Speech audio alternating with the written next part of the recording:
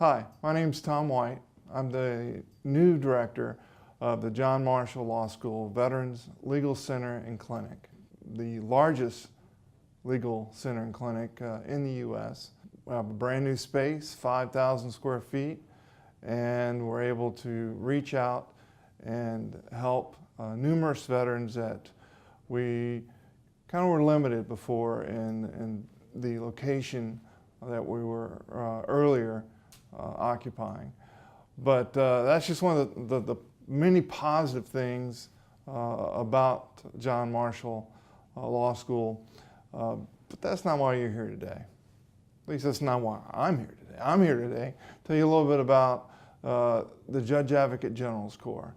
In particular, we'll stick with the Army, may bleed over a little bit into the Air Force, Navy, Marines, and if you didn't know, the Coast Guard, they also have JAG officers, Judge Advocate General officers. But in order to kind of get a proper perspective on what a JAG is, and I know you were expecting a little bit more handsome guy dressed in maybe a naval uniform and his own TV show. No, I don't fly F-15s. Never did. Fell out of a helicopter once, but that doesn't count. I was tied to a rope, which is good because the ground stopped me and I bounced twice, but that was all right. Back to the JAG Corps.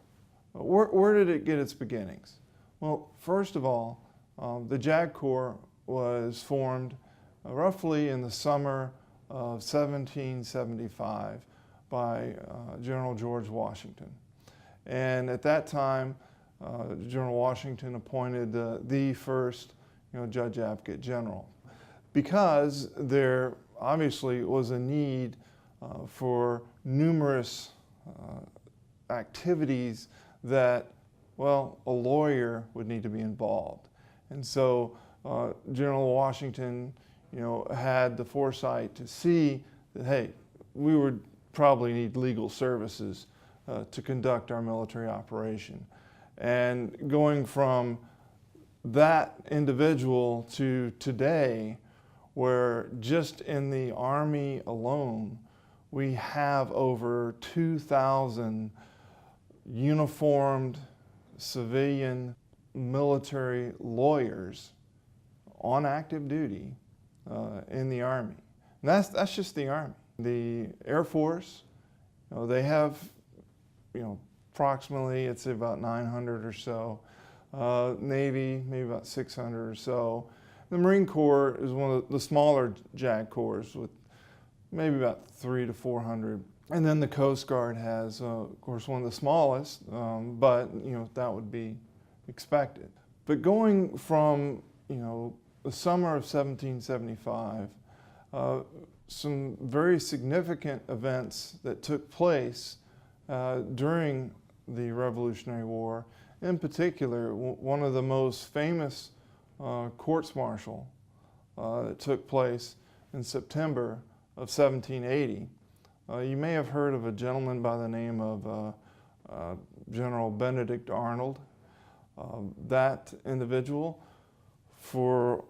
I know that his name is synonymous with traitor or spy, but prior to that time, the 5 previous years, from 1775 roughly to 1780, he was very much the hero of the Continental Army. He's done various heroic things prior to his turncoat activities in the summer of 1780. Essentially what happened is Benedict Arnold had been promoted fairly quickly and had made it up to the rank of general, but then started to get passed over by his contemporaries who he claimed that they were claiming things that he had done as their own. And so he was a little bitter. And at the same time, he was also married to a Tory. No, not Tory from 90210. No, a Tory, and that someone who was, favored the British, who continued to, nag's a strong word, but kind of influence his opinion of how he was being treated as far as his promotions and his assignments and such, and that he would be much better off as a British officer.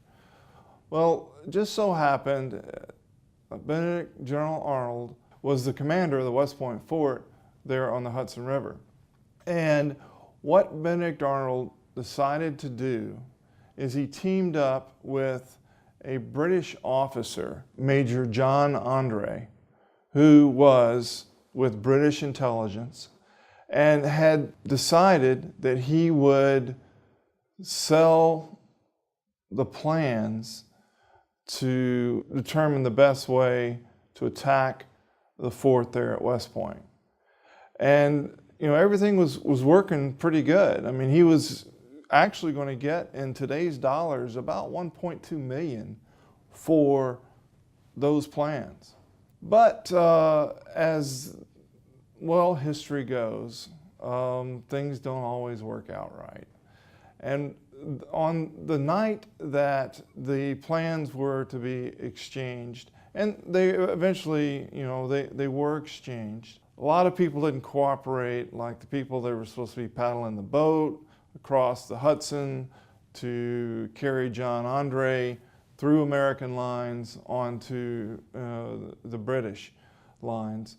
What ended up happening is John Andre got across the river, basically was riding and got stopped by some militiamen outside of Tarrytown, and was asked, hey, what are you doing? And Major Andre assumed that they were potentially British sympathizers because of some of the clothing that they were wearing. And he said, well, I hope you favor, the lower class or the lower people, which at that time meant the British. Well, they weren't favor to the British. They were American Continental soldiers out on sentry duty. They immediately took him off his horse and went through his belongings, and in his boot they found the incriminating evidence. He was immediately taken downriver and basically locked up and set for trial. Now, there is a little more background to this and to the reason John Andre actually went through with this, because there was another famous spy, the first American spy, if you didn't know, was Nathan Hale, who was hung by the British. John Andre thought that George Washington would be, well, a little bit more favorable to him than the British had been to Nathan Hale. He was tried at court-martial and convicted as a spy.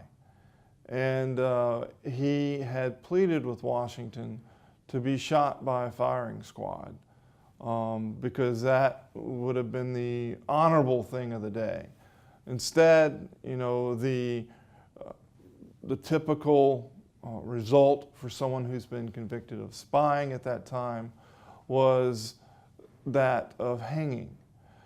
Well, at the actual hanging, John Andre was said to have put the noose around his own neck in order to show that he was not afraid and that he believed in his cause. But of course he died, September 30th, 1780. What happened to Benedict Arnold? Well, he fled to the British lines. He was appointed as a general officer in the British Army. And obviously the whole handing over the plans to West Point didn't work out at all. So you end up with Benedict Arnold. He's now with the British Army, and he goes back to Great Britain. Ultimately, he just he lives out his life there. But there's one other little thing that for all his heroics, his name has gone down in history as synonymous, again, with being a traitor, being a spy. And that is never more clear than if you go to the old cadet chapel at the United States Military Academy, where all on the walls are the names of famous generals who have done great deeds for the United States. There is a plaque there that used to have the name General Benedict Arnold, hero of Ticonderoga.